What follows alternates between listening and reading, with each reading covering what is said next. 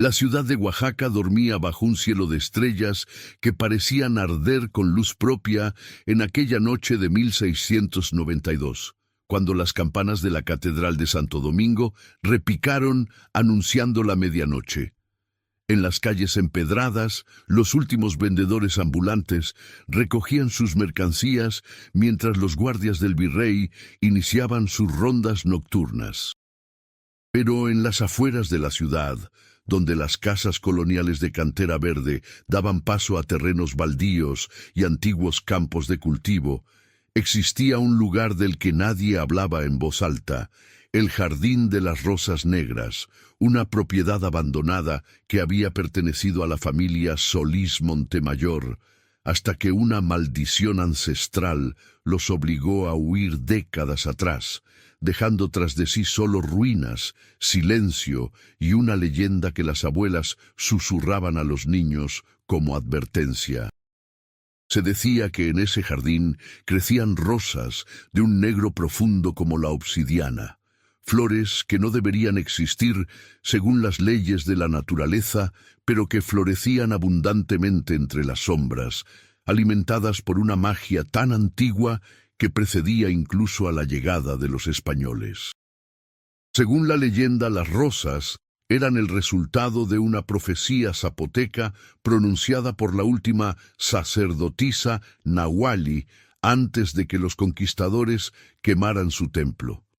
Había declarado que cuando dos almas destinadas por los dioses antiguos se encontraran en ese lugar, una nacida de conquistadores y otra de conquistados, las rosas negras florecerían para marcar su unión, pero también su condena, porque el amor entre mundos opuestos siempre había sido prohibido tanto por los españoles como por los pueblos originarios que guardaban rencores centenarios. Si te ha gustado esta introducción, suscríbete al canal y cuéntanos en los comentarios desde dónde nos estás viendo. Tu apoyo nos motiva a seguir compartiendo estas historias contigo. Catalina Solís Montemayor y de la Cruz tenía 19 años y una belleza que los nobles de Oaxaca describían como perturbadora. No porque fuera perfecta según los cánones españoles, sino porque en sus rasgos se mezclaban dos mundos que la sociedad colonial insistía en mantener separados. Su padre, don Hernando Solís Montemayor, era un encomendero rico y poderoso, descendiente directo de uno de los capitanes que habían acompañado a Cortés en la conquista. Su madre, doña Xochitl, aunque en la sociedad se la conocía como Florencia, después de su conversión forzada al catolicismo, había sido una noble zapoteca de linaje real, entregada a Hernando como parte de un tratado de paz cuando era apenas una niña. La unión había sido estratégica, diseñada para consolidar el poder español sobre las tierras zapotecas, pero nunca había sido un matrimonio de amor, sino de conveniencia política manchada por la violencia de la conquista. Catalina había heredado los ojos verdes de su padre, tan claros que parecían esmeraldas bajo la luz del sol, pero tenía la piel bronceada de su madre, los pómulos altos y el cabello negro azulado, que caía como cascada de obsidiana hasta su cintura.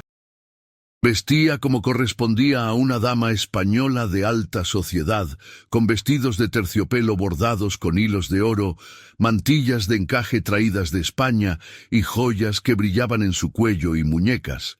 Pero había algo en su forma de moverse, en la manera en que sus ojos observaban el mundo, que delataba la sangre indígena que corría por sus venas y que los españoles puros de Oaxaca nunca le permitían olvidar. Aunque era cortejada por varios nobles españoles que codiciaban la fortuna de su padre más que a ella misma, Catalina vivía una vida de soledad dorada.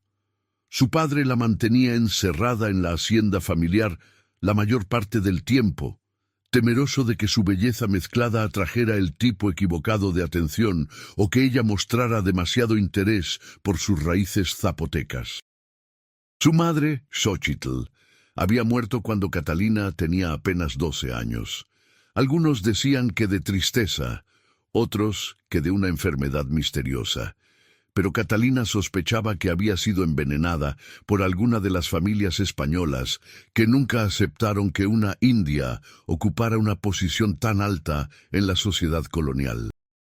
Antes de morir, Xochitl le había susurrado a Catalina un secreto en zapoteco, un idioma que le había enseñado a escondidas durante años, a pesar de las prohibiciones de Hernando.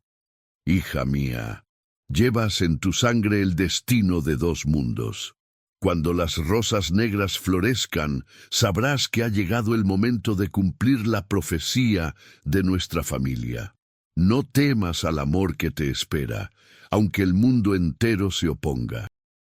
Los dioses antiguos y el Dios nuevo verán tu elección, y solo tú puedes decidir si traerás paz o guerra entre los mundos. Durante años, Catalina no había entendido esas palabras, pero todo cambió la noche en que conoció a Itzcoatl. Itzcoatl no era su nombre verdadero, al menos no el que usaba frente a los españoles. En la ciudad, donde trabajaba como herrero especializado en trabajos finos de plata y hierro forjado para las iglesias y las grandes haciendas, se hacía llamar Ignacio Mendoza.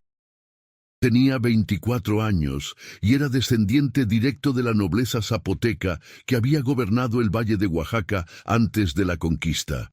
Su bisabuelo había sido un guerrero sacerdote, un nahuali capaz de transformarse en serpiente emplumada, aunque ese conocimiento estaba ahora prohibido por la Inquisición bajo pena de muerte. Itzcoatl había heredado algo de ese poder ancestral, no la capacidad completa de transformación que se había debilitado con las generaciones, pero sí una conexión profunda con las fuerzas de la naturaleza y las emociones, un don que debía mantener oculto a toda costa. Era alto para los estándares de su época, con una musculatura definida por años de trabajo en la forja.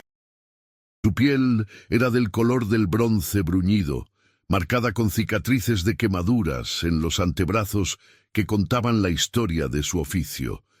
Sus ojos eran de un marrón tan oscuro que parecían negros, con una intensidad que hacía que la gente desviara la mirada sin saber por qué.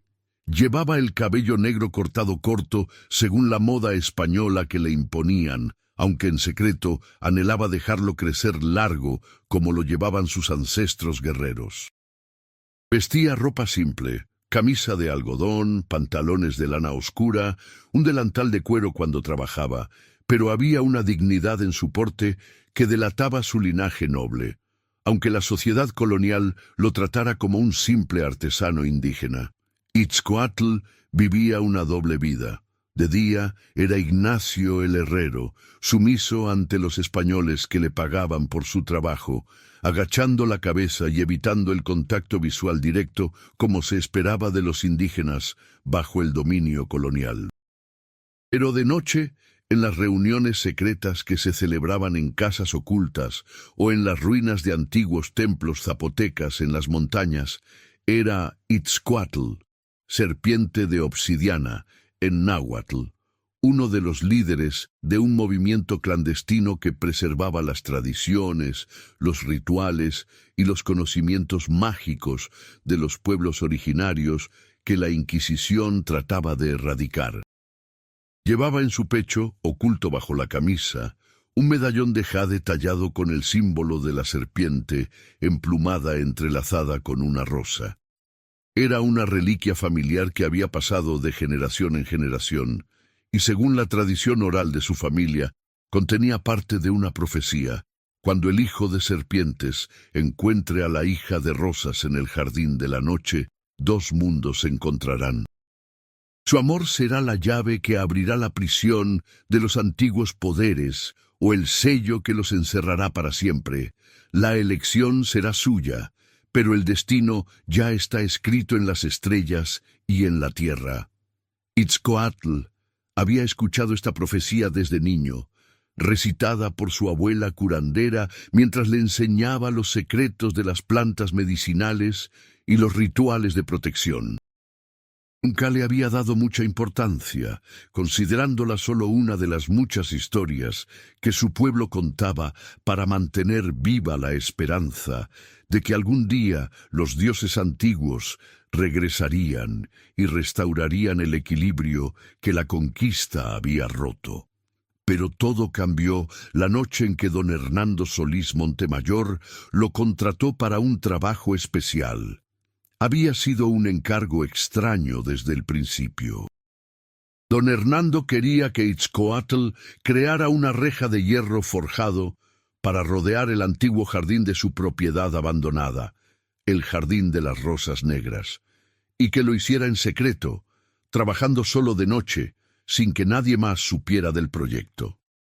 El pago ofrecido era generoso, demasiado generoso para un trabajo simple, lo que hacía sospechar a Itzcoatl que había algo más detrás del encargo. Don Hernando había sido vago sobre las razones, murmurando algo sobre proteger la propiedad de intrusos y preservar lo que quedaba de un legado familiar complicado. La primera noche que Itzcoatl llegó al jardín, sintió inmediatamente que algo estaba fuera de lo ordinario. El lugar emanaba poder, un tipo de energía que reconocía de los antiguos sitios sagrados donde su pueblo realizaba rituales en secreto. El jardín estaba efectivamente abandonado, con el casco de lo que alguna vez fue una casa señorial, ahora medio derrumbado, sus paredes de cantera verde cubiertas de enredaderas y musgo. Pero lo más impresionante eran las rosas. Crecían salvajes por todas partes, formando matorrales densos que parecían tener vida propia. Y eran negras, no de un rojo oscuro o púrpura profundo, como algunas variedades que Itzcoatl había visto, sino de un negro verdadero, absoluto, como si absorbieran toda la luz en lugar de reflejarla. Sus pétalos brillaban con un lustre extraño bajo la luz de la luna, y cuando el viento soplaba entre ellas, producían un susurro que sonaba casi como voces hablando en idiomas antiguos. Itzcoatl se acercó a una de las rosas, extendiendo la mano para tocarla. En el momento en que sus dedos rozaron un pétalo, sintió una descarga de energía que recorrió su brazo como un rayo. No era dolor, sino información, imágenes y sensaciones que se volcaron en su mente en un torrente abrumador. Vio a una mujer zapoteca de pie en este mismo jardín hace más de un siglo, vestida con las ropas ceremoniales de una sacerdotisa.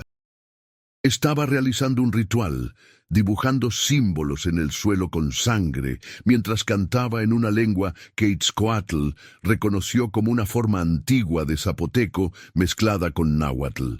Alrededor de ella, los españoles avanzaban, antorchas en mano, listos para quemar el lugar y a ella con él.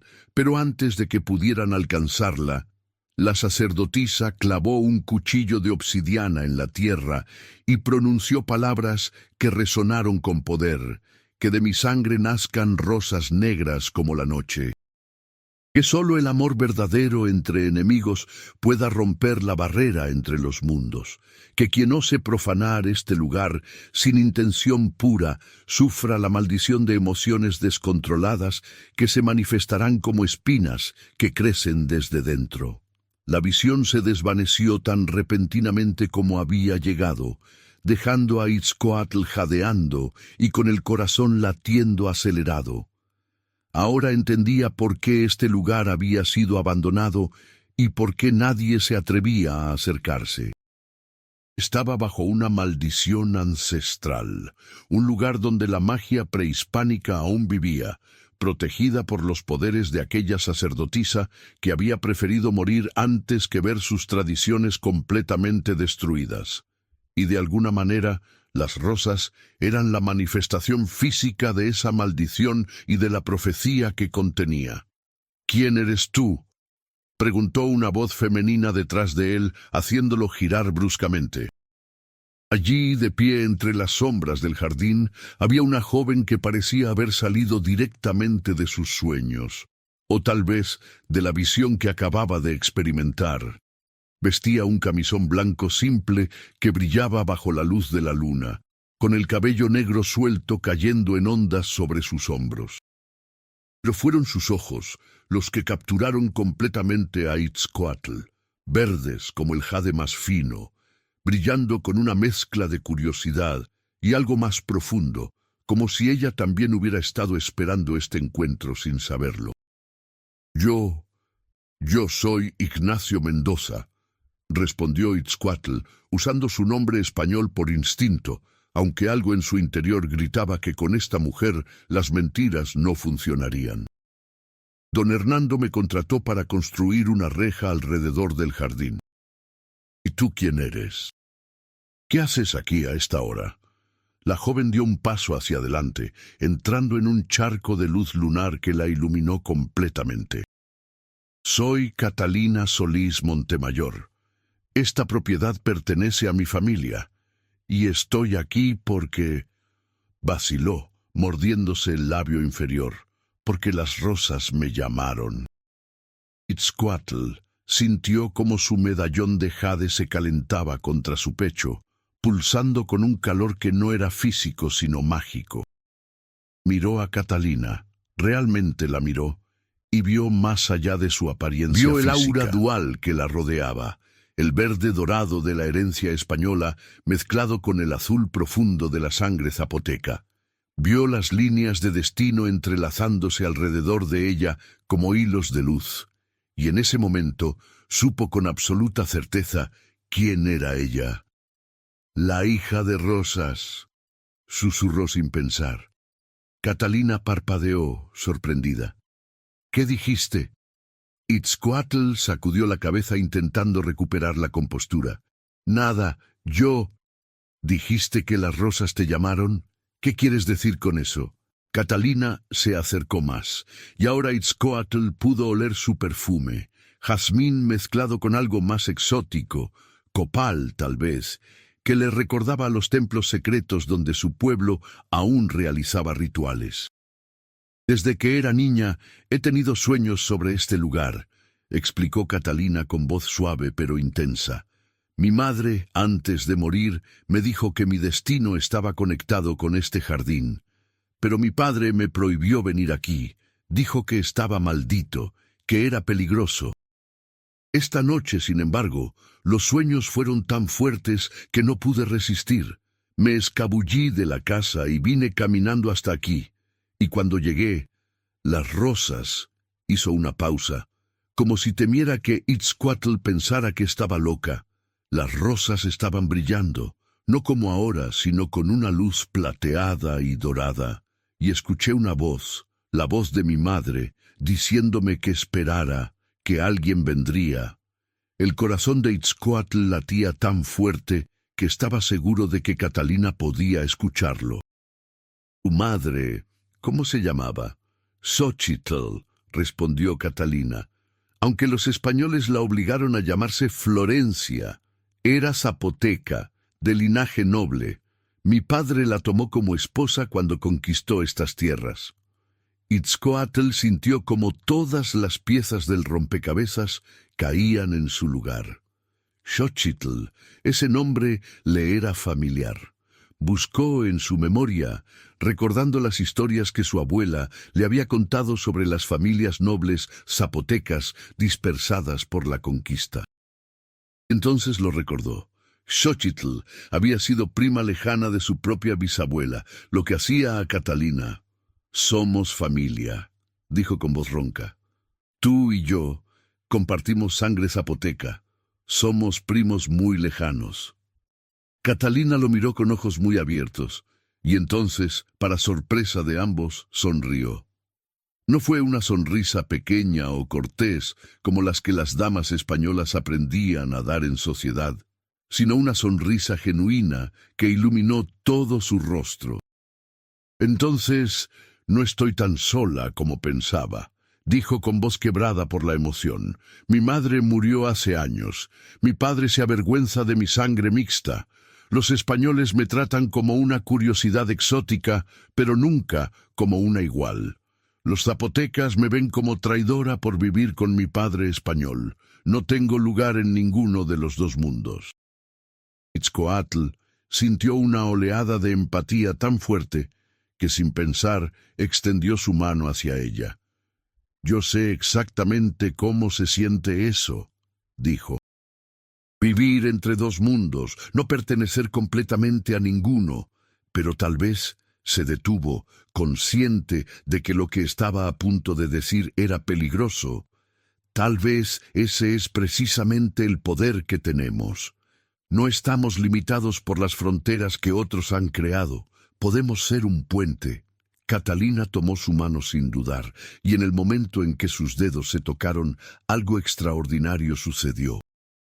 Las rosas negras que los rodeaban comenzaron a brillar con una luz intensa, no plateada ni dorada como Catalina había visto antes, sino con todos los colores del arco iris a la vez, creando un espectáculo de belleza sobrenatural.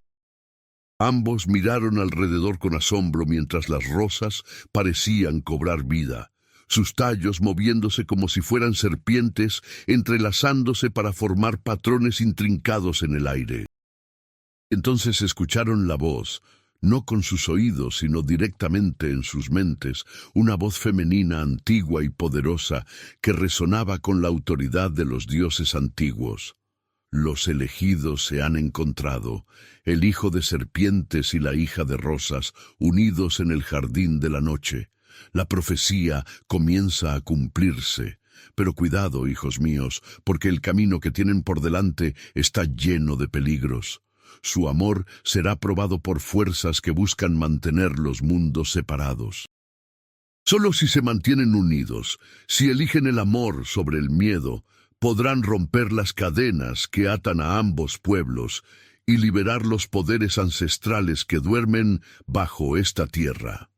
La voz se desvaneció, dejando a Catalina e Itzcoatl mirándose el uno al otro con una mezcla de terror y maravilla. Aún sostenían las manos, y ninguno parecía capaz o dispuesto a soltarse. «¿Qué acaba de pasar?», susurró Catalina. «Creo», respondió Itzcoatl lentamente, «que acabamos de activar una profecía ancestral, y creo que nuestras vidas nunca volverán a ser las mismas». Catalina debería haber tenido miedo, debería haber soltado su mano y corrido de regreso a la seguridad de su casa, pero en cambio apretó los dedos de Itzcoatl más fuerte y preguntó, «¿Qué debemos hacer?» «Primero», dijo Itzcoatl, «necesitamos entender exactamente qué es esta profecía y qué se espera de nosotros. Conozco a alguien que puede ayudarnos, mi abuela, Tlali. Es una curandera y guardiana de las antiguas tradiciones. Ella conoce historias y conocimientos que se remontan a antes de la conquista. Mi padre nunca me permitiría visitar a una curandera indígena», dijo Catalina con frustración. «Me tiene vigilada constantemente».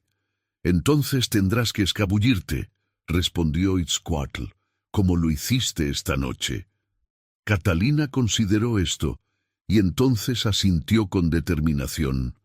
«Está bien, pero necesitamos ser cuidadosos. Si mi padre descubre que estoy interactuando contigo, o peor, que estoy explorando mis raíces zapotecas, no sé qué podría hacer. Tal vez encerrarme en un convento o casarme inmediatamente con algún noble español para limpiar mi sangre».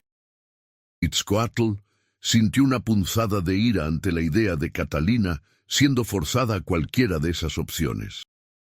Era un sentimiento irracional, acababan de conocerse hace apenas minutos, pero había algo en la conexión entre ellos que se sentía antiguo, como si sus almas se hubieran estado buscando durante vidas enteras. «No dejaré que eso pase», dijo con una fiereza que lo sorprendió a sí mismo. «Te protegeré». Catalina sonrió de nuevo, pero esta vez fue una sonrisa triste. «Eres gentil al decir eso, pero tú eres un artesano indígena y yo soy la hija de un encomendero poderoso. En esta sociedad ni siquiera deberíamos estar hablando. Si alguien nos viera...» «Entonces no nos verán», interrumpió Itzcoatl. Nos encontraremos en secreto, aquí, en el jardín. Este lugar está abandonado, nadie viene aquí excepto nosotros. Y las rosas. Miró alrededor del jardín que ahora había vuelto a su estado normal, las flores negras brillando suavemente bajo la luna. Las rosas nos protegerán, puedo sentirlo.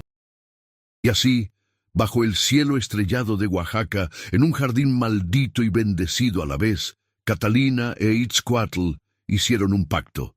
Se encontrarían cada noche a la medianoche para aprender sobre la profecía que los unía, para explorar la conexión que sentían y para descubrir qué significaba realmente ser un puente entre dos mundos.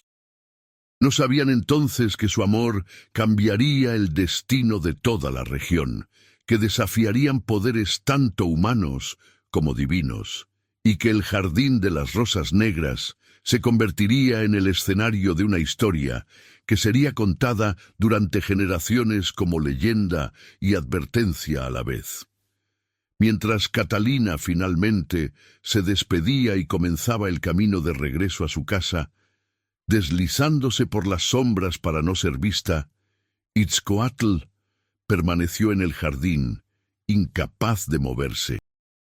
Tocó el medallón de jade bajo su camisa, sintiendo cómo aún pulsaba con calor residual. «Serpiente de obsidiana», murmuró para sí mismo, usando su nombre verdadero. «¿Qué has comenzado?» Pero en su corazón ya conocía la respuesta. Había comenzado algo que no podría detenerse, algo que había sido puesto en movimiento hace siglos por una sacerdotisa que había visto el futuro y había plantado las semillas, literal y figurativamente, de una revolución que vendría envuelta en pétalos negros y sellada con amor prohibido. Los días siguientes fueron una tortura de anticipación para ambos. Catalina intentaba mantener las apariencias en su vida diurna, asistiendo a las comidas con su padre y los nobles españoles que visitaban la hacienda, escuchando conversaciones sobre política colonial y estrategias comerciales que la aburrían hasta las lágrimas. Bordaba, tocaba el clavicordio, paseaba por los jardines formales de la hacienda bajo la vigilancia constante de su dueña, una mujer española mayor llamada Doña Inés, que había sido asignada para asegurar que Catalina se comportara como una dama apropiada. Pero por las noches, cuando Doña Inés se retiraba a dormir y la casa se sumía en silencio, Catalina se escabullía. Había descubierto años atrás que había una puerta lateral en la cocina que podía abrirse sin hacer ruido si se levantaba el pestillo de cierta manera.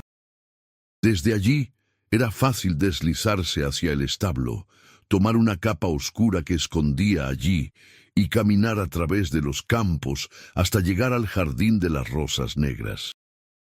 El viaje tomaba aproximadamente media hora, tiempo durante el cual su corazón latía con una mezcla de miedo y emoción que nunca antes había experimentado. Itzcoatl, por su parte, también vivía una doble vida aún más intensa que antes. Durante el día trabajaba en su forja, creando las piezas de la reja que supuestamente don Hernando quería para el jardín, aunque ahora entendía que el verdadero propósito era diferente. Don Hernando sabía algo sobre la profecía, tenía que saberlo, y por alguna razón estaba facilitando el encuentro entre Catalina e Itzcoatl, en lugar de prevenirlo. Era desconcertante, pero Itzcoatl decidió no cuestionar su buena fortuna. Por las noches, después de dejar su trabajo, Itzcoatl se dirigía primero a la casa de su abuela en las afueras de la ciudad, donde Tlali vivía rodeada de hierbas medicinales, amuletos antiguos y libros prohibidos que había logrado salvar de las quemas de la Inquisición. Cuando le contó sobre su encuentro con Catalina y la activación de la profecía, la anciana no pareció sorprendida. «Lo he estado esperando», dijo Tlali con voz temblorosa por la edad, pero fuerte en convicción. «Soñé con este momento hace muchos años, cuando tú eras solo un niño. Vi a una mujer de dos mundos y un hombre de serpientes encontrándose en un jardín de flores imposibles. Vi amor florecer donde solo había habido odio. Y vi... Hizo una pausa, con los ojos nublándose. Vi sangre y fuego, pero también vi esperanza. El camino no será fácil, nieto mío. Hay fuerzas que se opondrán a ustedes, tanto entre los españoles como entre nuestro propio pueblo. Pero si logran mantener su amor puro y fuerte, pueden lograr lo que generaciones han soñado: verdadera paz entre los mundos. No la paz falsa de la dominación, sino la paz genuina de la comprensión y el respeto mutuo. Tlali le dio a Itzcoatl un atado de hierbas especiales y le enseñó un ritual de protección que debía realizar cada noche antes de encontrarse con Catalina. El jardín es poderoso, advirtió, pero también es peligroso. Las emociones allí se amplifican. Si sientes ira, se manifestará como espinas que crecerán de la tierra. Si sientes miedo, las sombras cobrarán vida. Pero si sientes amor verdadero y puro, sonrió misteriosamente, entonces verás maravillas que pocos mortales han presenciado. Armado con este conocimiento, Itzcoatl llegaba al jardín de las rosas negras cada medianoche y esperaba. Y cada noche, Catalina aparecía, emergiendo de las sombras como un espíritu, con los ojos brillando de anticipación. Sus encuentros comenzaron con cautela, sentándose en los escalones de piedra de la casa en ruinas, manteniendo una distancia respetuosa mientras hablaban. Pero con cada noche que pasaba, la distancia se acortaba, las conversaciones se volvían más profundas, y la conexión entre ellos se fortalecía hasta convertirse en algo innegable. Catalina le contó sobre su infancia atrapada entre dos mundos, sobre cómo su madre le susurraba historias zapotecas en secreto, mientras su padre insistía en que solo hablara español y se comportara como una española pura. Le contó sobre la soledad de ser vista pero nunca verdaderamente conocida, siempre juzgada por su apariencia mixta, siempre encontrándose falta según los estándares de una u otra cultura. A veces siento que no soy realmente nadie, confesó una noche con lágrimas brillando en sus ojos. No soy lo suficientemente española para los españoles, ni lo suficientemente zapoteca para los zapotecas. Soy una persona a medias, un error de la historia. Itzcoatl tomó sus manos entre las suyas, mirándola con una intensidad que hizo que el corazón de Catalina latiera más rápido. No eres un error, dijo con fiereza. Eres exactamente lo que se suponía que debías ser. Eres un puente, Catalina.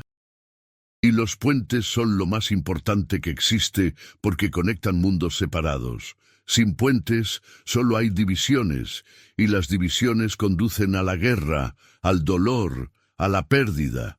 Pero con puentes, sonrió, con puentes viene la posibilidad de comprensión, de comercio no solo de bienes, sino de ideas, de amor. Catalina sintió como algo dentro de ella se rompía y se sanaba al mismo tiempo. Por primera vez en su vida, alguien la veía no como un problema que resolver o un símbolo que usar, sino como una persona completa y valiosa, exactamente como era. Y no era solo cualquier persona quien la veía así.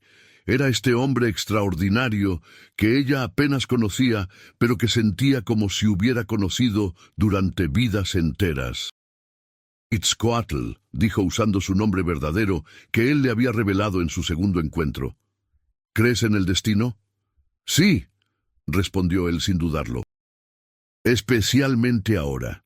Creo que estábamos destinados a encontrarnos, que las fuerzas del universo, los dioses antiguos, el Dios nuevo, el destino mismo, conspiraron para traernos juntos en este momento y en este lugar.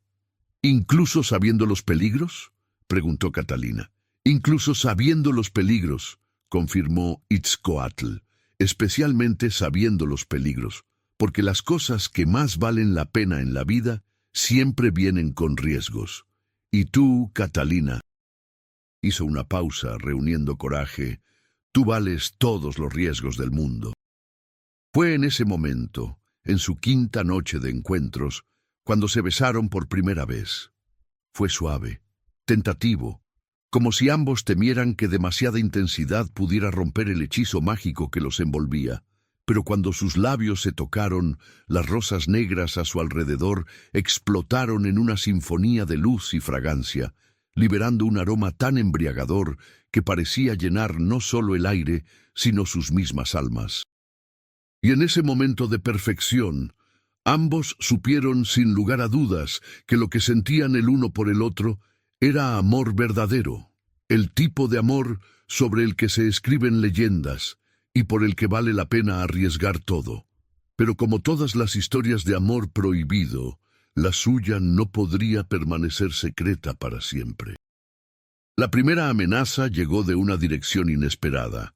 Otro pretendiente de Catalina, un noble español llamado Rodrigo de Alvarado y Guzmán, quien había estado cortejándola durante meses con la bendición entusiasta de don Hernando.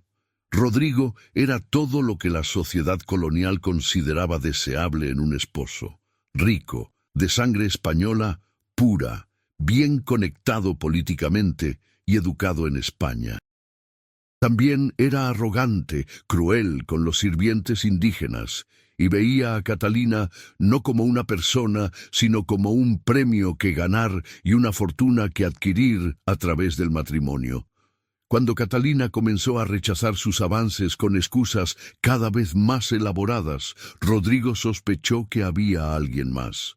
Contrató a espías para seguirla, hombres discretos que observaban la hacienda de los Solís Montemayor noche tras noche. Y finalmente, inevitablemente, vieron a Catalina escabullirse y seguir el camino hacia el jardín de las rosas negras. Los espías informaron a Rodrigo, quien sintió una mezcla de furia y triunfo. Si podía exponer a Catalina teniendo un romance secreto, especialmente con alguien inferior socialmente, podría usarlo como palanca, o bien para forzarla a casarse con él para salvar su reputación, o bien para descartarla completamente y perseguir una fortuna menos problemática. Pero Rodrigo era lo suficientemente astuto como para no actuar inmediatamente. Primero necesitaba saber más. ¿Quién era este hombre misterioso? ¿Qué estaban haciendo en un jardín abandonado en medio de la noche? Ordenó a sus espías que siguieran investigando y esperó, planeando su momento para máximo impacto. Mientras tanto, ajeno al peligro que se acercaba, Itzcoatl profundizaba en su investigación sobre la profecía con la ayuda de su abuela Tlali. Ella le mostró textos antiguos escritos en pictografías zapotecas y náhuatl que describían una profecía que se remontaba a los días inmediatamente posteriores a la conquista. Según estos textos, cuando los conquistadores españoles llegaron al valle de Oaxaca, una alianza de sacerdotes zapotecas y nahuallis nahuas realizaron un ritual desesperado. Sabían que no podían detener la conquista militar, pero podían plantar las semillas de una futura reconciliación. Usando magia de sangre, el tipo más poderoso y peligroso, crearon el Jardín de las Rosas Negras como un sitio de prueba donde, en algún momento futuro, dos personas de mundos opuestos podrían encontrarse y, a través de su amor, activar un poder antiguo que podría sanar las heridas entre los pueblos. Pero había una trampa. Si el amor entre los elegidos era puro y se mantenía fuerte a pesar de todas las pruebas, liberaría poderes benéficos que traerían comprensión mutua, curación y eventual paz entre españoles e indígenas. Pero si el amor se corrompía por celos, miedo, ambición o traición, entonces liberaría poderes destructivos que consumirían no solo a los amantes, sino a toda la región en caos y sufrimiento.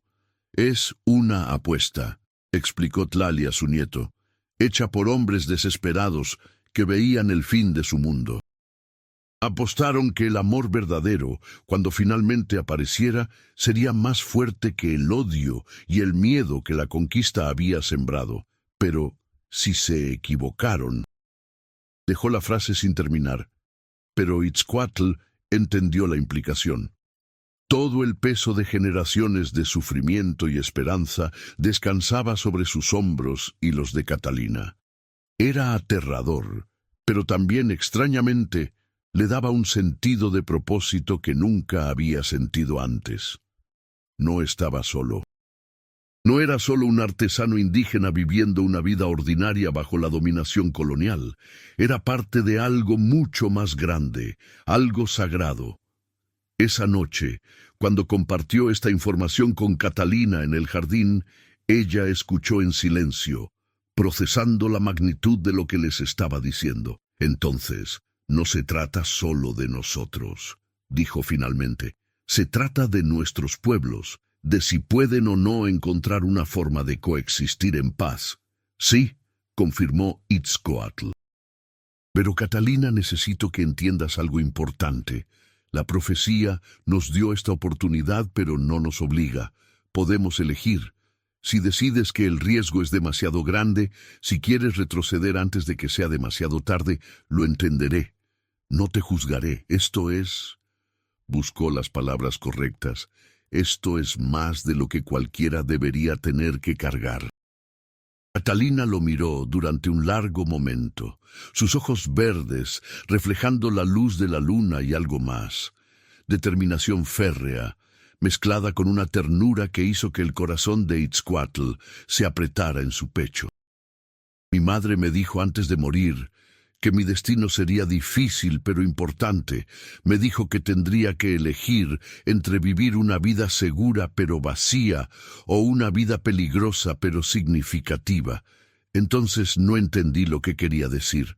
Ahora sí, y elijo esto. Elijo a ti, elijo a nosotros, elijo el amor sobre el miedo. Tomó las manos de Itzcoatl entre las suyas y añadió con una sonrisa que era pura valentía. Además, ¿qué tiene de significativo vivir una vida a medias, siempre escondiéndome, siempre avergonzada de quién soy? Al menos así, si fallamos, habremos intentado algo extraordinario. Y si tenemos éxito... Sus ojos brillaron con una visión de futuro que apenas se atrevía a imaginar. Si tenemos éxito, tal vez podamos crear un mundo donde niños como nosotros, niños de dos mundos, no tengan que esconderse ni avergonzarse nunca más. Itzcoatl la besó entonces, vertiendo toda su admiración, su amor y su miedo en ese beso. Y las rosas respondieron, sus pétalos negros, abriéndose más de lo que jamás lo habían hecho, liberando una fragancia tan intensa que era casi visible en el aire como hilos dorados de luz. El jardín los envolvió en su magia protectora, creando un santuario temporal donde, por un momento, el mundo exterior con todos sus peligros y prejuicios simplemente no existía. Pero ese santuario no podía durar para siempre. A la mañana siguiente, mientras Catalina intentaba actuar con normalidad durante el desayuno con su padre, don Hernando la sorprendió con un anuncio que hizo que su sangre se helara. «Hija», dijo con una sonrisa que no alcanzó sus ojos, «he decidido que es tiempo de formalizar tu compromiso con don Rodrigo de Alvarado. La boda se celebrará en 2 semanas». Catalina dejó caer su tenedor, el sonido del metal contra la porcelana resonando en el comedor silencioso. «¿Qué? Pero padre, yo nunca acepté casarme con él, yo no lo amo». Don Hernando la miró con una expresión que mezclaba pena y determinación. «El amor es un lujo, Catalina, un lujo que las mujeres de tu posición no pueden permitirse. Necesitas un esposo que te proporcione seguridad, posición social y que limpie, que fortalezca nuestro linaje. Don Rodrigo es la mejor opción». «¿Quieres decir que limpiará mi sangre impura?», preguntó Catalina con voz peligrosamente baja. «¿Que sus nietos serán menos indígenas que yo?», Don Hernando tuvo al menos la decencia de parecer incómodo. Catalina, sabes que la sociedad en la que vivimos tiene ciertas expectativas. Yo te amo tal como eres, pero ¿te avergüenzas de que sea mitad zapoteca?, completó Catalina, sintiendo años de dolor y resentimiento burbujeando hacia la superficie. ¿Por eso nunca me permitiste aprender sobre la cultura de mi madre? ¿Por eso nunca hablas de ella, excepto para decir que fue una alianza conveniente? Don Hernando se puso de pie bruscamente, con el rostro enrojeciendo. Suficiente. Esta conversación ha terminado. Te casarás con don Rodrigo en 2 semanas, y eso es final. Ahora retírate a tu habitación y reflexiona sobre tu posición y tus deberes. Catalina se levantó con dignidad que habría hecho sentir orgullosa a su madre, mirando a su padre directamente a los ojos. Mi madre me dijo una vez que algún día tendría que elegir entre vivir según las reglas de otros o vivir según mi propia verdad.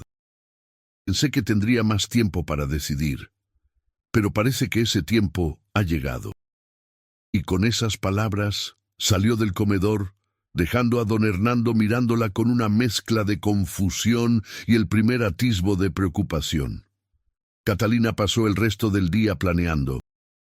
No podía casarse con Rodrigo, no solo porque no lo amaba, sino porque estaba enamorada de otro, y porque ahora entendía que su destino estaba ligado al de Itzcoatl de formas que trascendían el romance personal. Pero escapar de la hacienda, de su padre, de toda la estructura de la sociedad colonial no sería fácil. Necesitaba ayuda y sabía exactamente a quién pedírsela. Esa noche, cuando llegó al jardín de las rosas negras, encontró a Itzcoatl ya esperándola, pero no estaba solo. A su lado había una mujer anciana con el rostro marcado por años, pero con ojos que brillaban con una inteligencia y poder inconfundibles. Tlali, su abuela. «Catalina», dijo Itzcoatl, levantándose inmediatamente al verla. «Traje a mi abuela. Necesitábamos su consejo y...» «¿Qué pasa?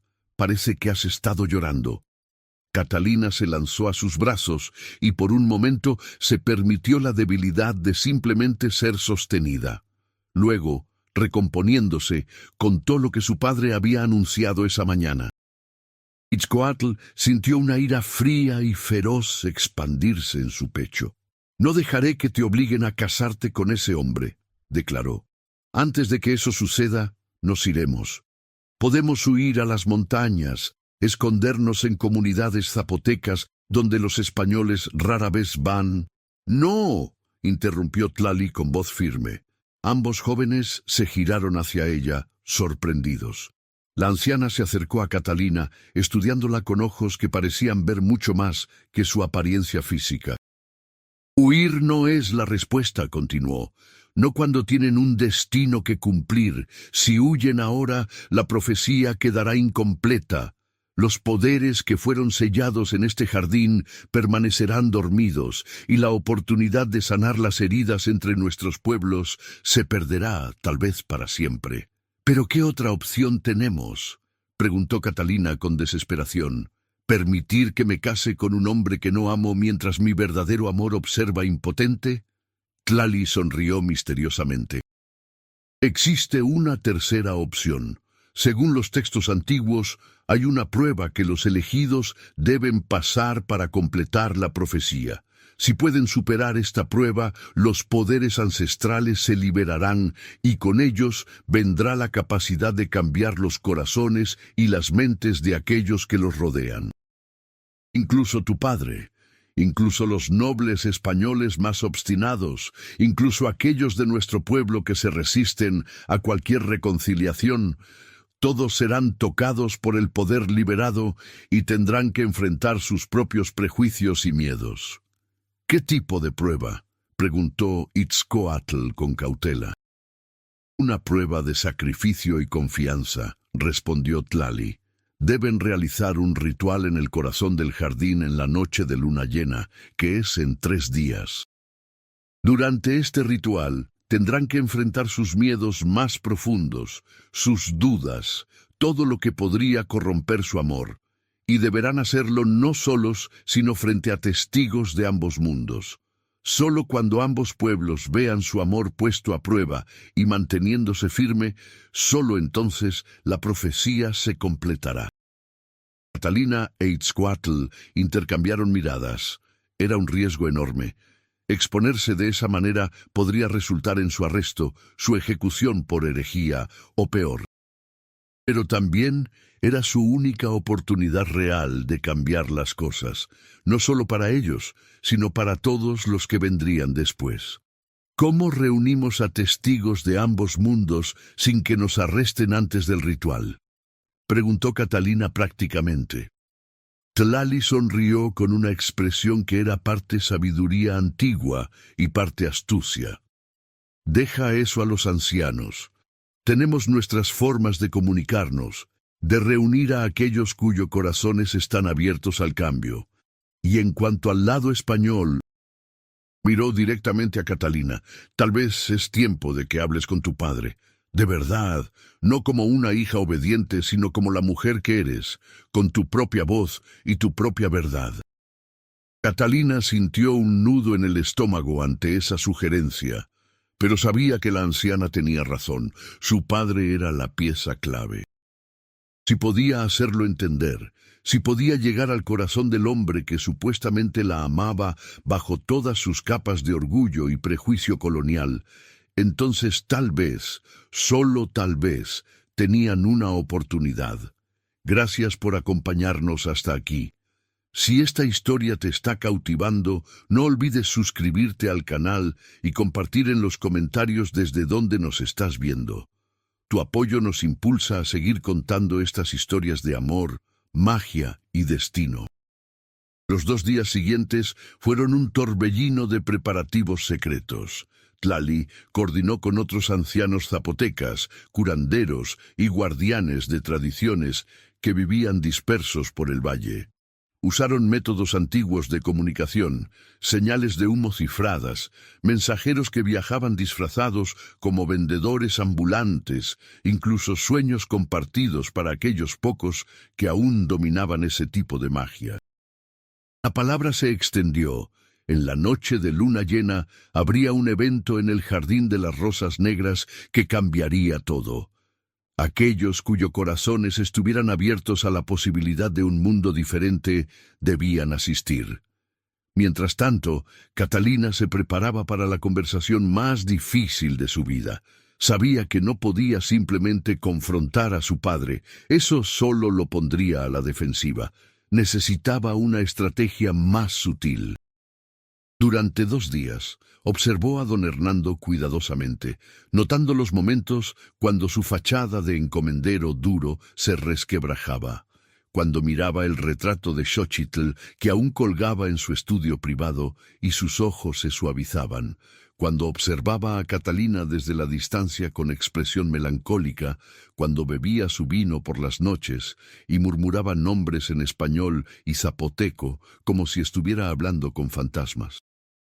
Finalmente, la noche antes de la luna llena, Catalina entró al estudio de su padre sin ser invitada. Don Hernando levantó la vista de los documentos que estaba revisando, con el ceño fruncido ante la interrupción. Pero antes de que pudiera reprenderla, Catalina habló. ¿La amaste?, preguntó directamente señalando el retrato de Xochitl. Don Hernando parpadeó, claramente desarmado por la pregunta directa. ¿Qué? A mi madre, Xochitl. ¿La amaste? ¿O solo fue una alianza política conveniente, como siempre dices? Don Hernando se recostó en su silla, súbitamente luciendo mucho más viejo de lo que Catalina lo había visto nunca. «Siéntate, hija», dijo finalmente con voz ronca. Catalina obedeció, sentándose al borde de la silla frente al escritorio, con el corazón latiendo rápidamente. Don Hernando miró el retrato durante un largo momento antes de hablar. «La amé», admitió finalmente. Dios me ayude, la amé más de lo que he amado a nadie en mi vida. Cuando la conocí, tenía 16 años y era la criatura más hermosa y feroz que había visto. No vino a mí dócilmente como dicen las historias. Luchó, se resistió y lentamente, durante meses, tuve que ganarme no solo su presencia, sino su respeto, su confianza y finalmente su amor. Catalina sintió lágrimas picando sus ojos. Nunca había escuchado a su padre hablar así. Entonces, ¿por qué actúo como si me avergonzara? Completó don Hernando amargamente. Porque me aterroriza lo que siento. Me aterra que amar a una mujer zapoteca, que tener una hija mixta, me haga débil ante los ojos de mis compatriotas españoles. Me aterra que si muestro cuánto valoro tu herencia zapoteca, perderé mi posición, mi poder, y sin ese poder no puedo protegerte. Pero al tratar de protegerme negando quién soy, me has hecho daño de todas formas, dijo Catalina suavemente. Me has hecho sentir que soy algo de lo que avergonzarse, que mi sangre es sucia, que debo esconder la mitad de mí misma para ser aceptable. Don Hernando cerró los ojos como si las palabras le causaran dolor físico. Lo sé, y me odio por ello. Pero Catalina, el mundo en el que vivimos no perdona la debilidad. Si muestras demasiado orgullo por tus raíces zapotecas, los españoles te despreciarán, y los zapotecas nunca te aceptarán completamente porque también eres española. Pensé que casarte con Rodrigo, darte una posición social incuestionable, sería la mejor forma de protegerte. «Pero, ¿qué hay de mi felicidad?», preguntó Catalina. «¿No importa eso?». «Por supuesto que importa», dijo don Hernando con vehemencia. «¿Crees que quiero verte infeliz? Pero preferirías estar viva e infeliz que muerta y enamorada, porque eso es lo que pasa cuando las personas como nosotros desafiamos demasiado abiertamente las reglas de esta sociedad». Catalina tomó una respiración profunda. Este era el momento. O hablaba ahora con total honestidad, o perdía para siempre la oportunidad de tener una relación genuina con su padre. «Padre, hay algo que necesito decirte, y necesito que escuches. Realmente escuches antes de reaccionar». Don Hernando abrió los ojos, estudiándola con cautela. «Adelante». «He conocido a alguien», comenzó Catalina. «Alguien que me ve por quien realmente soy, que valora ambas partes de mi herencia, que no me pide que esconda nada de mí misma. Y lo amo. Lo amo con cada fibra de mi ser». Don Hernando se tensó inmediatamente. «¿Quién es? ¿Es alguno de los nobles jóvenes que te han cortejado?» «No», dijo Catalina firmemente. «Es Itzcoatl, Ignacio Mendoza, el herrero que contrataste para trabajar en el Jardín de las Rosas Negras. Es zapoteca, descendiente de nobleza como mi madre. Y antes de que digas que es imposible, que es inapropiado, necesito que sepas que esto no es solo un romance juvenil, es parte de algo mucho más grande». Y entonces, con una valentía que no sabía que tenía, Catalina le contó todo a su padre. Le habló de la profecía, del ritual ancestral, del destino que compartía con Itzcoatl. Le habló de las rosas negras que brillaban cuando se tocaban, de la voz de la sacerdotisa antigua, de la posibilidad de traer verdadera paz y comprensión entre españoles e indígenas si completaban la prueba. Don Hernando la escuchó en completo silencio, con el rostro pasando por una serie de expresiones: incredulidad, alarma y finalmente algo que parecía peligrosamente cercano a la esperanza. Cuando Catalina terminó, se quedó en silencio durante varios minutos que se sintieron como horas. «¿Sabes cuánto tiempo he guardado un secreto?», dijo finalmente con voz tan baja que Catalina tuvo que inclinarse para escucharlo. «¿Sabes por qué realmente te contraté a ese herrero para trabajar en el jardín?». Catalina sacudió la cabeza confundida. «Porque tu madre me hizo prometer algo antes de morir», confesó don Hernando. «Me hizo jurar que cuando llegara el momento, cuando las señales se alinearan, facilitaría el encuentro entre tú y el elegido de la profecía.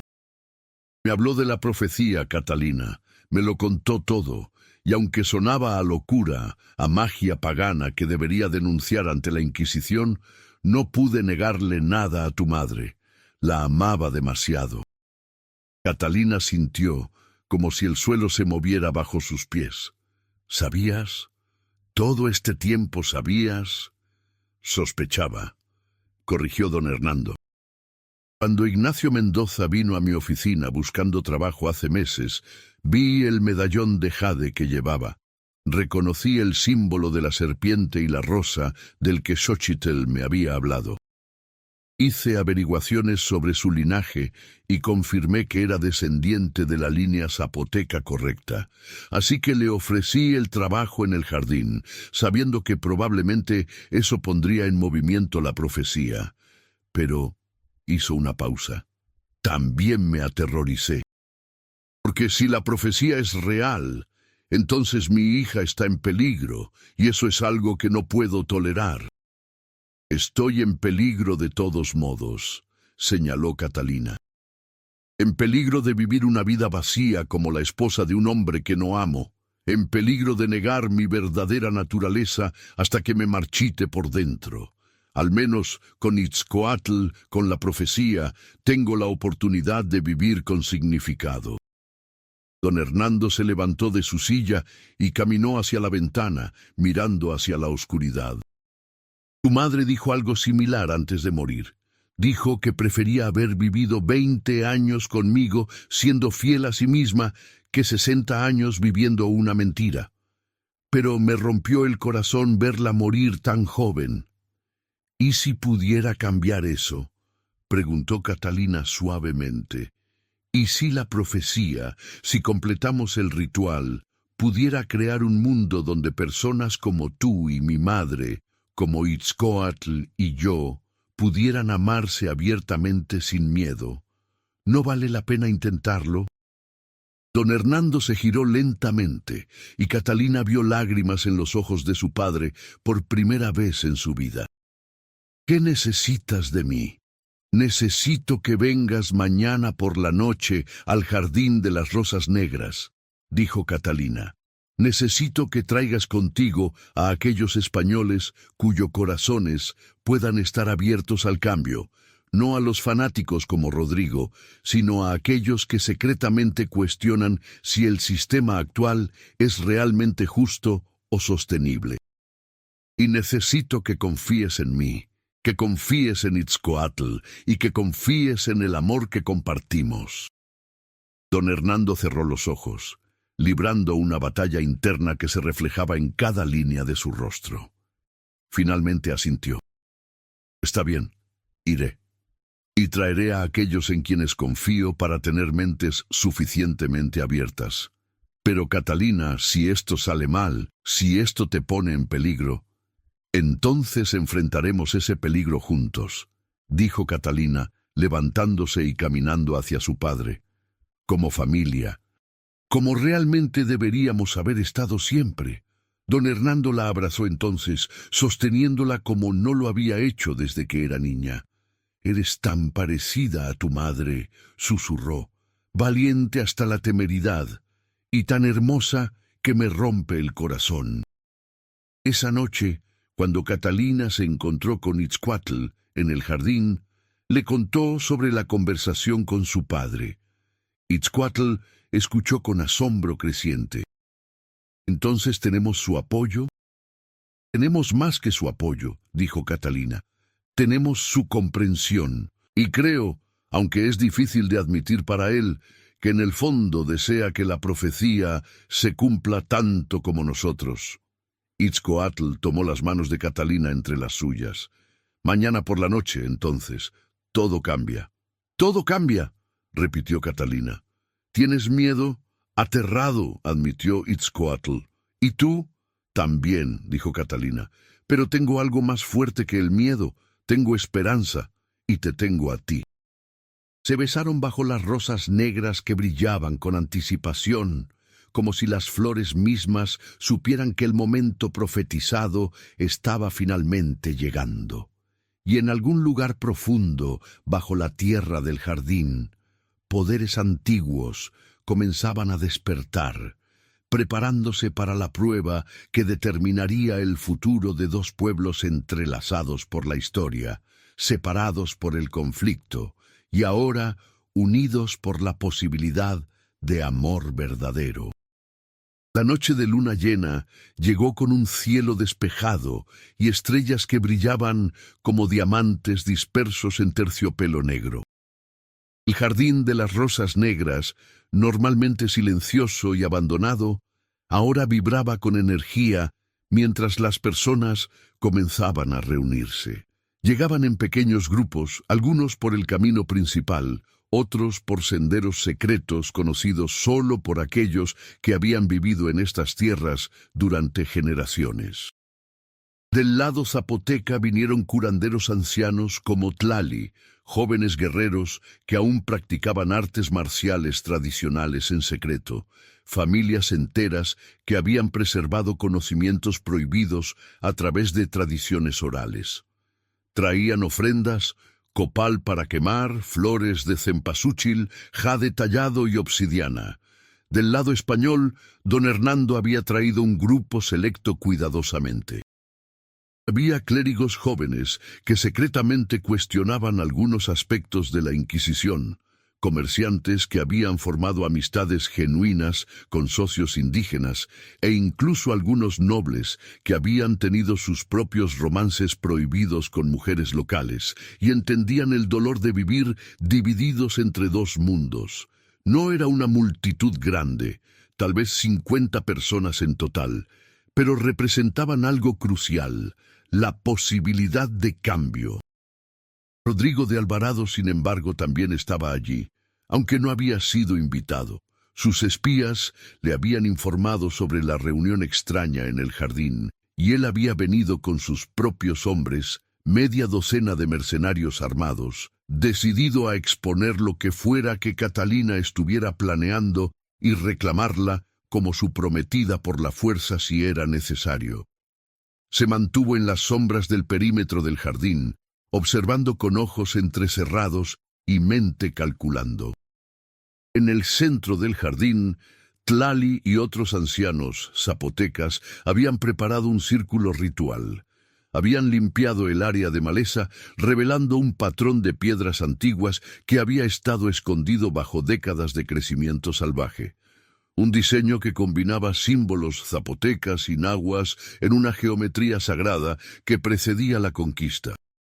En el centro del círculo habían colocado un altar simple hecho de piedra volcánica, sobre el cual descansaban objetos rituales: un cuenco de agua de manantial sagrado, copal ardiendo en un incensario de cerámica y el Códice de las Rosas, un manuscrito antiguo pintado en piel de venado que contenía la profecía completa y las instrucciones para el ritual.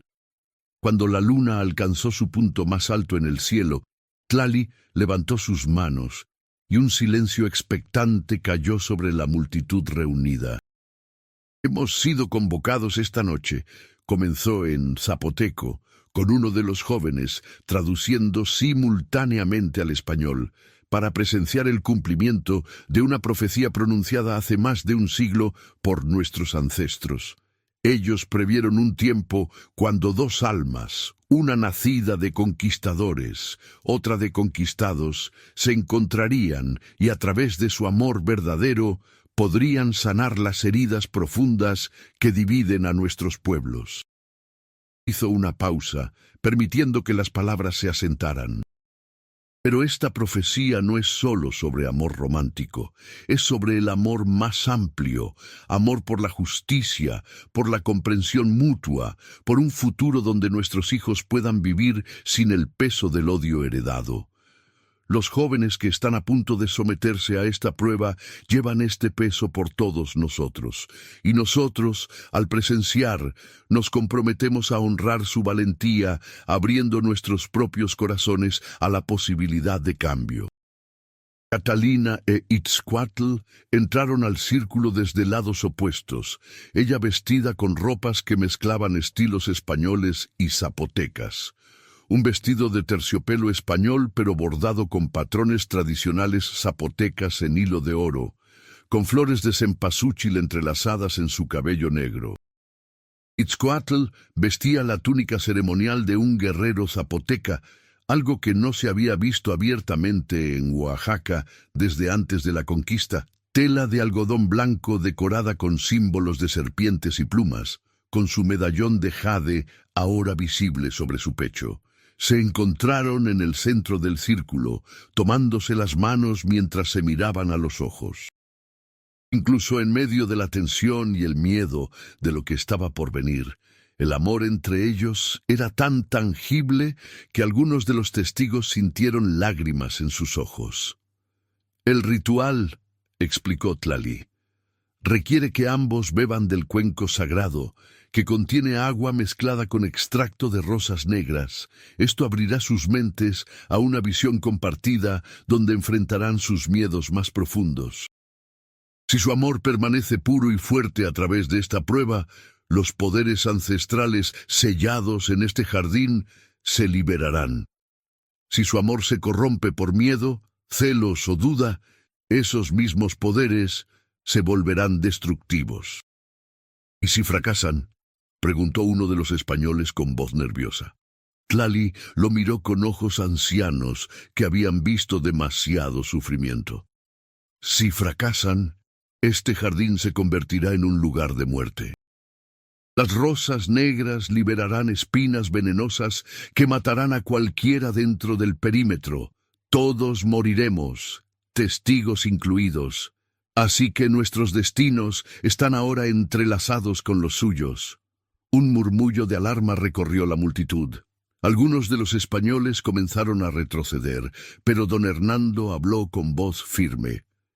Si mi hija tiene el coraje de arriesgar su vida por la posibilidad de un mundo mejor, entonces yo tengo el coraje de arriesgar la mía, testificando su valentía. Me quedo. Uno por uno, otros asintieron, eligiendo quedarse.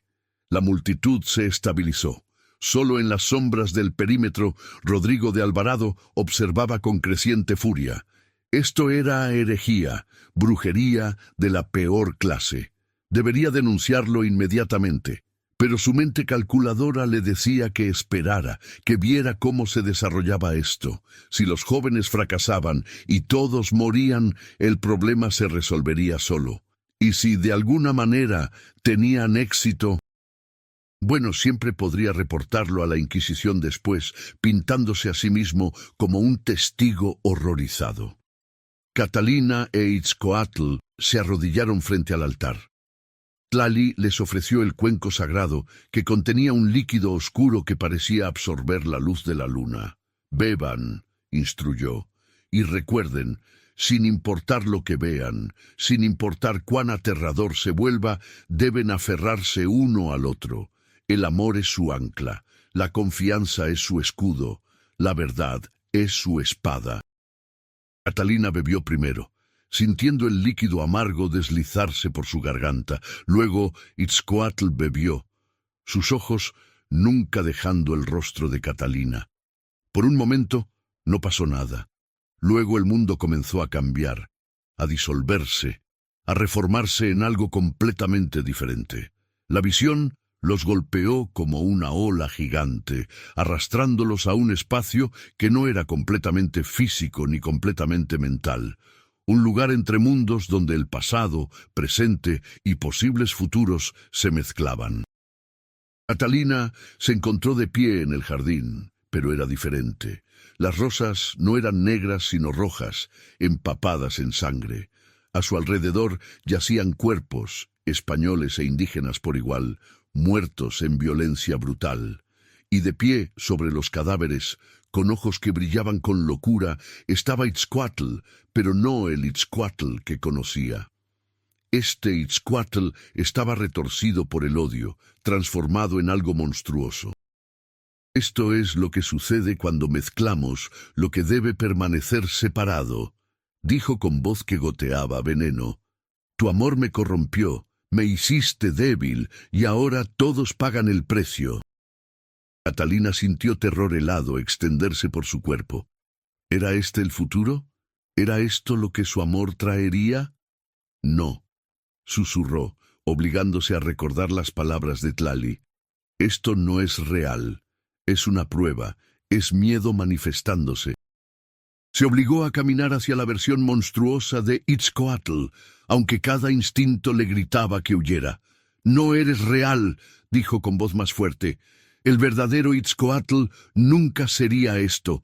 El verdadero Itzcoatl es amor, no odio». La visión titubeó y entonces cambió. Ahora Itzcoatl enfrentaba su propia prueba. Veía a Catalina de pie en una catedral española grandiosa, vestida completamente de blanco, casándose con Rodrigo de Alvarado. Ella sonreía, pero era una sonrisa vacía, muerta. «Elegí la seguridad», decía. «Elegí mi posición social sobre ti, porque al final, ¿qué eres tú sino un artesano indígena? No puedes darme lo que Rodrigo puede, no puedes protegerme del juicio del mundo». Itzcoatl sintió una agonía desgarradora en su pecho. Su peor miedo, no ser suficiente, ser abandonado por alguien que amaba porque su sangre, su posición, su mundo eran considerados inferiores. «No», dijo en voz alta, obligándose a encontrar su centro. «Catalina nunca diría eso. Ella ve valor donde otros ven inferioridad. Ella ama sin considerar posición social. Esto es mi propio miedo hablando, no la verdad». Se obligó a acercarse a la visión de Catalina, a mirarla directamente a los ojos. «No eres real. La verdadera Catalina es más valiente que esto». La visión se rompió como vidrio. Ambos se encontraron de vuelta en el círculo ritual, jadeando, aún tomados de la mano. Pero la prueba no había terminado. Ahora las visiones venían más rápido, más intensas. Veían futuros alternativos desfilando ante ellos. Un futuro donde su amor desencadenaba guerra abierta entre españoles e indígenas, con miles muriendo. Un futuro donde eran capturados por la Inquisición y quemados en la hoguera mientras multitudes aplaudían. Un futuro donde su amor se marchitaba bajo el peso del juicio constante hasta que se odiaban mutuamente. Un futuro donde tenían hijos que eran rechazados por ambos pueblos, viviendo vidas de soledad y dolor. Cada visión era más aterradora que la anterior, diseñada para sembrar duda, para hacer que cuestionaran si su amor valía el costo potencial. Catalina sentía su resolución tambaleándose.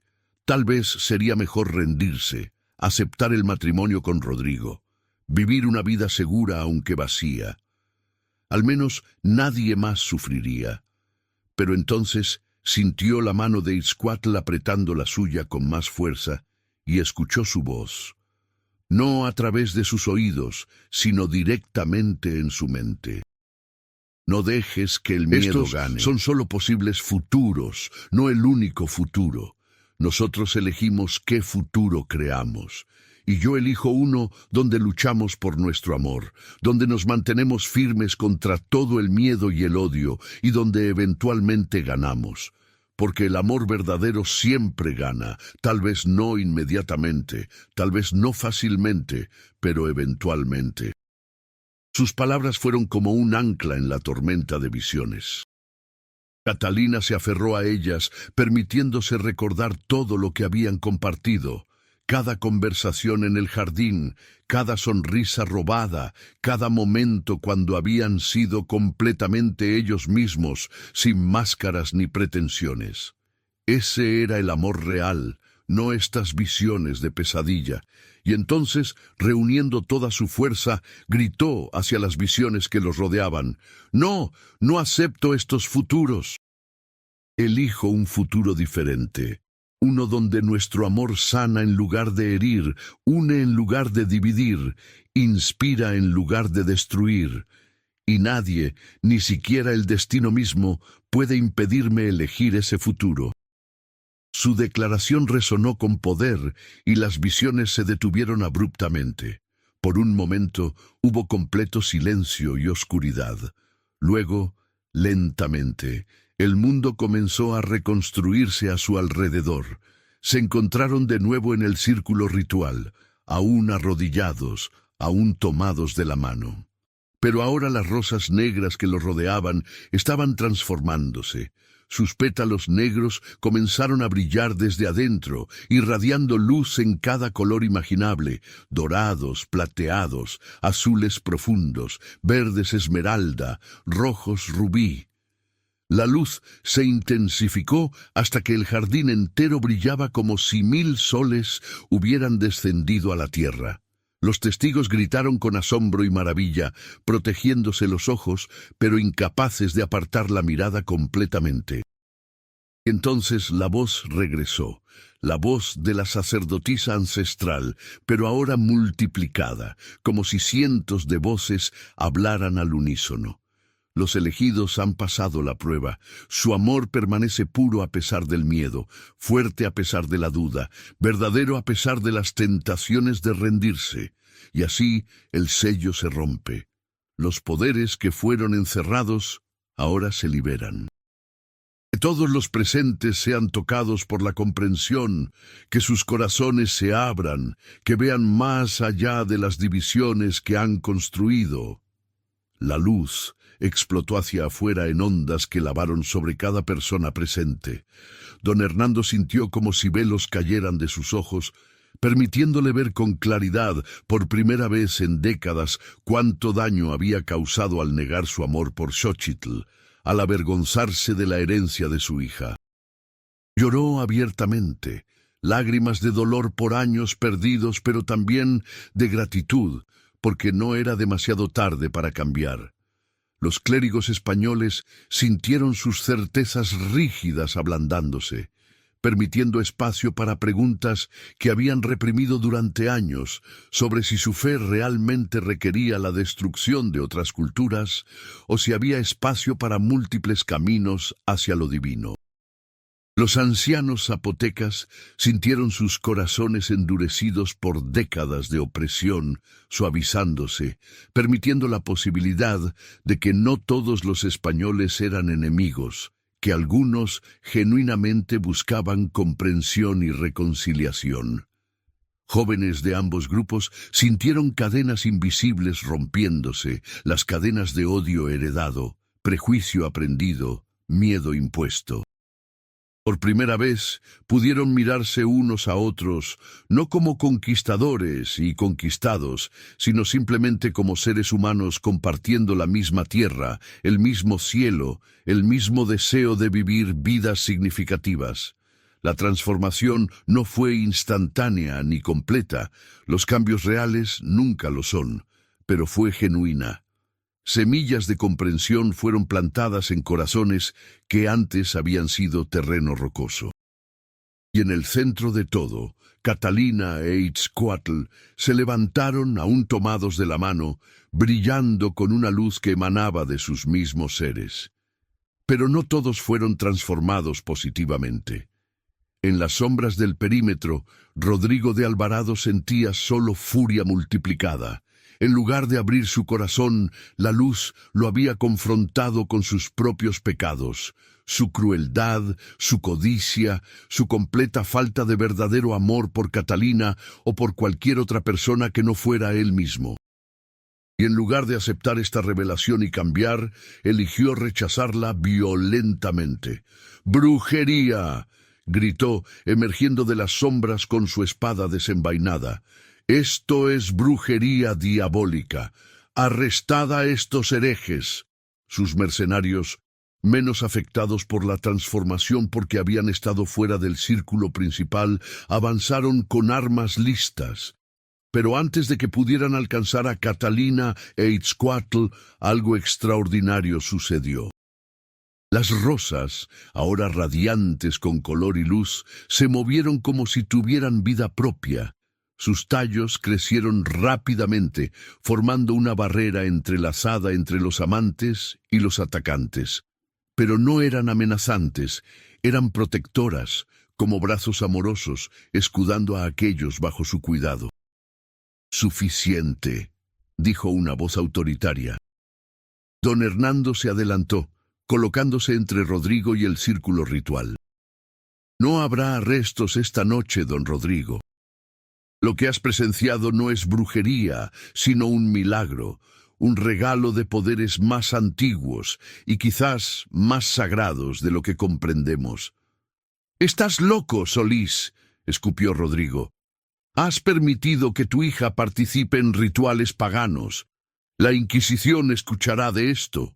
«La Inquisición puede escuchar lo que desees reportar», dijo don Hernando con calma. «Pero también escucharán mi testimonio y el de estos otros testigos respetables sobre cómo presenciamos un acto de amor verdadero que trajo comprensión y paz a corazones divididos. ¿Realmente crees que condenarán eso?». Uno de los clérigos jóvenes se adelantó. «Yo también testificaré», dijo. «He dedicado mi vida al servicio de Dios, y esta noche sentí su presencia más claramente de lo que lo he sentido en años. ¿Quién soy yo para decir que Dios no puede trabajar a través de culturas y tradiciones que no entendemos completamente?»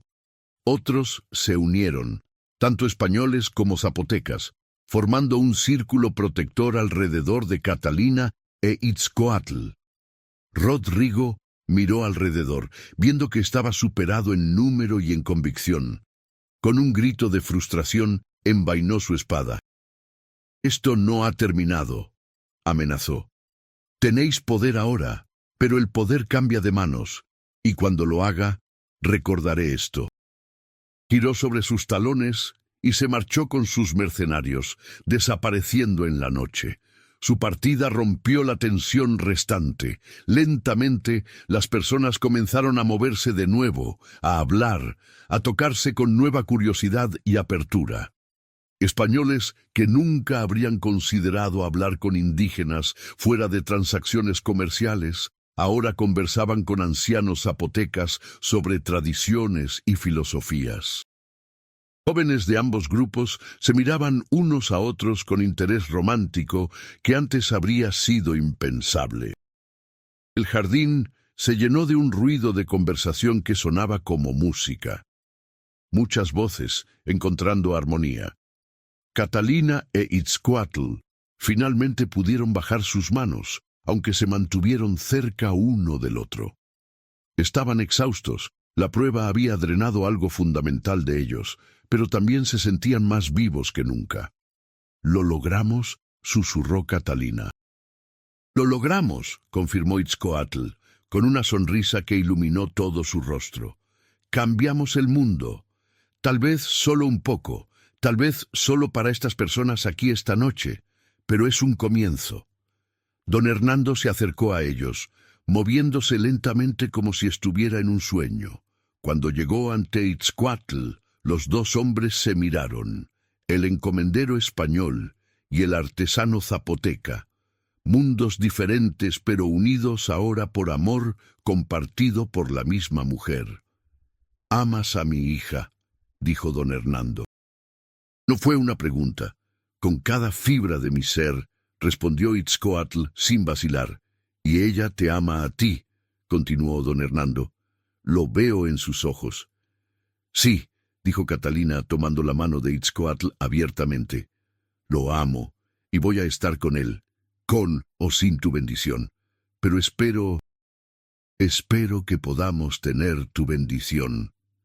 Don Hernando cerró los ojos por un momento y cuando los abrió estaban llenos de lágrimas.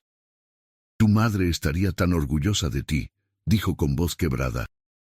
«Más valiente que yo, más sabia que yo, por supuesto que tienen mi bendición». Se giró hacia Itzcoatl. «Pero si alguna vez la lastimas...» «Preferiría morir», interrumpió Itzcoatl con fiereza. «Lo sé», dijo don Hernando con una sonrisa triste, «lo cual es exactamente por qué confío en ti con mi hija más que en cualquier noble español que la cortejó solo por su fortuna». Extendió su mano y después de un momento de sorpresa, Itzcoatl la tomó. El apretón de manos entre ellos selló algo más que aprobación paternal. Fue un puente entre mundos, entre generaciones, entre pasado doloroso y futuro esperanzador. Lali observaba todo esto con ojos brillantes. Se acercó a la joven pareja, colocando sus manos ancianas sobre sus cabezas en bendición. Han hecho lo que generaciones solo soñaron, dijo en zapoteco, que don Hernando ahora se dio cuenta de que podía entender perfectamente otro regalo del ritual. Pero recuerden, esto es solo el comienzo. El verdadero trabajo viene ahora. Vivir este amor día tras día, enfrentar los desafíos que aún vendrán, criar a los niños que puedan continuar construyendo puentes. ¿Están listos para eso? Catalina e Itzcoatl se miraron, y en sus ojos no había duda. «Estamos listos», dijeron al unísono. La celebración continuó hasta que el sol comenzó a asomar sobre las montañas, pintando el cielo con tonos rosados y dorados. Las rosas negras, ahora transformadas en algo nuevo, flores que brillaban con todos los colores, pero mantenían su profundidad oscura como recordatorio de su origen, se mecían suavemente en la brisa del amanecer. El jardín de las rosas negras nunca volvería a ser un lugar de miedo o abandono. En cambio, se convertiría en un santuario, un lugar donde personas de diferentes mundos podían venir a encontrar comprensión mutua, donde parejas de orígenes mixtos podían celebrar su amor sin vergüenza, donde la nueva generación aprendería que las diferencias no tienen que significar división. En las semanas siguientes, Catalina e Itzcoatl se casaron en una ceremonia que mezcló tradiciones españolas y zapotecas de formas que nunca se habían visto. Un sacerdote católico y una curandera zapoteca oficiaron juntos, pronunciando bendiciones en latín, español y zapoteco. Asistieron personas de ambos mundos, y aunque algunos murmuraban su desaprobación, nadie se atrevió a interrumpir después de lo que habían presenciado en el jardín. Don Hernando les dio una propiedad donde pudieron construir su hogar, no lejos del jardín de las rosas negras, que visitaban frecuentemente para cuidar las flores mágicas y para realizar rituales que mantenían viva la conexión entre los poderes ancestrales y el mundo presente. Itzcoatl continuó su trabajo como herrero, pero ahora también enseñaba a jóvenes españoles las técnicas tradicionales que había aprendido de maestros zapotecas, mientras Catalina estableció una escuela donde niños de ambos grupos podían aprender juntos, estudiando tanto historia española como tradiciones indígenas. No todo fue fácil. Rodrigo de Alvarado cumplió su amenaza de reportar el incidente a la Inquisición. Hubo investigaciones, interrogatorios, momentos cuando pareció que todo lo que habían logrado sería destruido. Pero los testimonios de tantos testigos respetables, clérigos, nobles, comerciantes, crearon suficiente duda como para prevenir acciones drásticas. Y lentamente, muy lentamente, actitudes comenzaron a cambiar incluso dentro de la estructura de la Iglesia y el gobierno colonial. No era una revolución, sino una evolución gradual, hacia mayor aceptación de matrimonios mixtos, hacia reconocimiento de valor en las tradiciones indígenas, hacia la idea de que la Nueva España podía ser verdaderamente nueva, un lugar donde se creaba algo único de la fusión de culturas en lugar de la dominación de una sobre otra. Catalina e Itzcoatl tuvieron 4 hijos, cada uno hermoso en su mezcolanza de rasgos españoles e indígenas. Les enseñaron a estar orgullosos de toda su herencia, a hablar tanto español como zapoteco, a honrar tanto a los santos católicos como a los dioses antiguos que sus ancestros habían adorado. Y esos niños crecieron para convertirse en puentes ellos mismos, continuando el trabajo que sus padres habían comenzado. Años después, cuando Catalina tenía canas en su cabello negro y Itzcuatl caminaba con un bastón tallado que él mismo había hecho, aún visitaban el jardín juntos cada luna llena. Las rosas seguían brillando, aunque más suavemente ahora, como si su trabajo más urgente estuviera hecho, y ahora simplemente descansaban, hermosas y eternas. Una noche, mientras estaban sentados bajo las estrellas entre las rosas, Catalina apoyó su cabeza en el hombro de Itzcuatl y susurró: ¿Alguna vez te arrepientes de todo lo que arriesgamos, todo lo que tuvimos que soportar? Itzcuatl besó su frente, su gesto tan tierno como había sido décadas atrás, cuando se conocieron por primera vez. Ni un solo día. Cada desafío, cada peligro, cada momento de duda valió la pena por esto, por ti, por nuestros hijos, por el mundo que ayudamos a crear. Yo tampoco, dijo Catalina. ¿Y sabes qué es lo más hermoso? Que no es solo nuestra historia. Mira cuántas otras parejas han seguido nuestros pasos, cuántos otros puentes se han construido. Empezamos algo que creció más allá de nosotros. Ese es el verdadero poder del amor, respondió Itzcuatl sabiamente. No solo cambia a los amantes, sino que irradia hacia afuera, tocando a todos los que encuentra, como estas rosas plantadas por una sola persona hace tanto tiempo, pero ahora floreciendo para beneficiar a generaciones. Se quedaron en silencio cómodo, tomados de la mano como siempre lo hacían, mientras las rosas brillaban suavemente a su alrededor y la luna trazaba su camino eterno a través del cielo.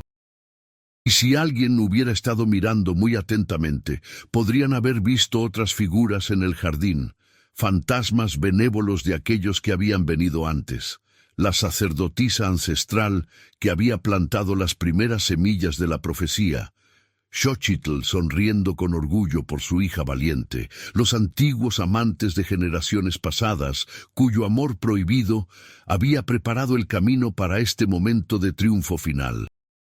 Todos ellos reunidos en el jardín de las rosas negras, ese lugar donde amor había desafiado a la oscuridad y ganado, donde dos mundos habían encontrado la forma de convertirse en uno, donde el futuro había sido reescrito por dos corazones valientes que se atrevieron a amar sin miedo.